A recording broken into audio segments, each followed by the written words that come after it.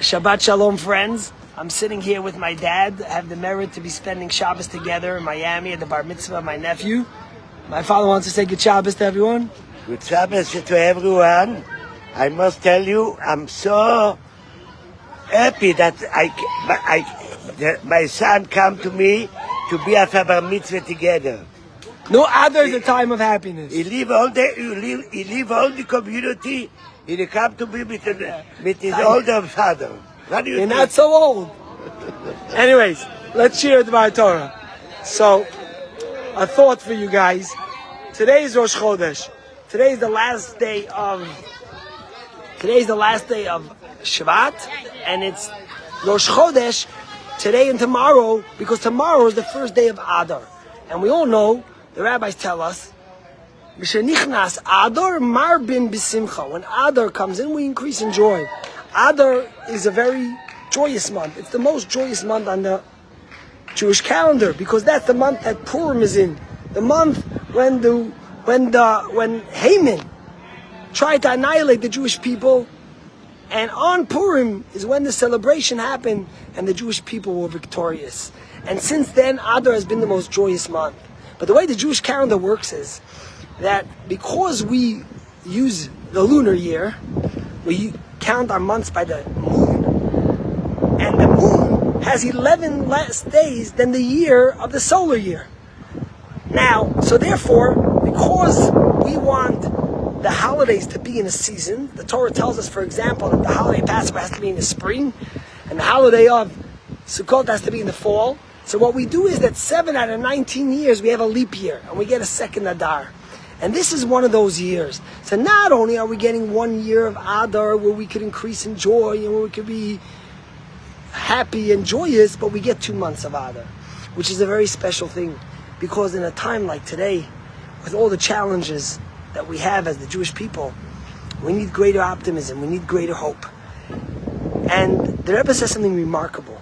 The Rebbe says, and once I must have told you this law, but in Jewish law, what happens if you're cooking a pot of chicken soup? And you're cooking a pot of chicken soup, and a drop of milk by accident falls in. You were drinking your coffee, and you walked by it, and it spills in.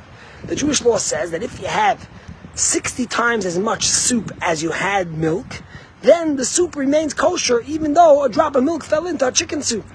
Now, you can't do it intentionally, but if you did it, it gets nullified. And the law is called batel b'shishim. It gets nullified when there's 60 times as much. Now, guess what? When Adar is 2 months, today's Rosh Chodesh. Today is still Shvat, but it's already Rosh Chodesh Adar. We're going to have 60 days of joy. And the Rebbe teaches us that when you have 60 days of joy, then you nullify the sadness, you nullify the darkness, you overcome it. What a better time than now to have that. A time when the Jewish people and Eretz Yisrael is under an attack by the entire world. Even America, that's our dearest friend, is constantly vibing us, and dehumanizing us, and blaming us for things that we're doing just to protect ourselves. And Jews are wondering what's going to be. But the truth is we need to have increased joy. And I saw a remarkable new poll that came out today in the Jerusalem Post. And it was a poll by the Lazar Institute that said that since the war, since October 7th, a third of the Jewish people said that they've increased more faith, they have more faith in God and the Jewish people than they had before then. And the question is, how could that be? Think about it. October 7th was the worst day for the Jewish people since the Holocaust. We're in a war already for 4 months, where 300,000 soldiers have left their families.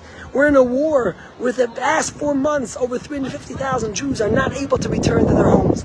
But how can it be that over 1/3 of the Jewish people have more faith in God? The answer is, of course, because in the depth of a Jewish soul is a deep connection of faith to Hashem. And when we're tried and challenged, the more we're challenged, the greater our faith comes out, the greater our resilience comes out. And that's why we will overcome, through increased joy, through this Shabbos of Rosh Chodesh and Adar and Shabbos is the time to have extra celebration. Come to Shul. Shul is open. There will be a big Kiddush, Gurni's in town, and I hope you celebrate and pray for the faith of the Jewish people, because it's a remarkable thing. Everyone always said that the Gen Z generation of Israelis. They just care about their iPhones and economy and all these things. They don't care about fighting for Israel as much as past generations. But what have we witnessed since October 2nd? The greatest heroes are these young 20, 18-year-olds, 20-year-olds, 25-year-olds, 30-year-olds who don't even have to go back to war but are fighting to go back. That's the faith. That's the indomitable spirit of the Jewish people.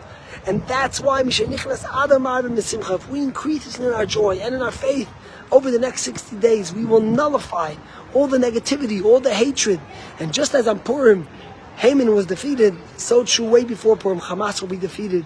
And like for the Jewish people, there will be joy and light and festivities because we will be victorious, united as one. Good Shabbos, Chodesh Tov, happy Adar, and please, extra joy and extra faith. You want to be on Facebook Live? No. It's so good. We're good. Tell them what I said hi.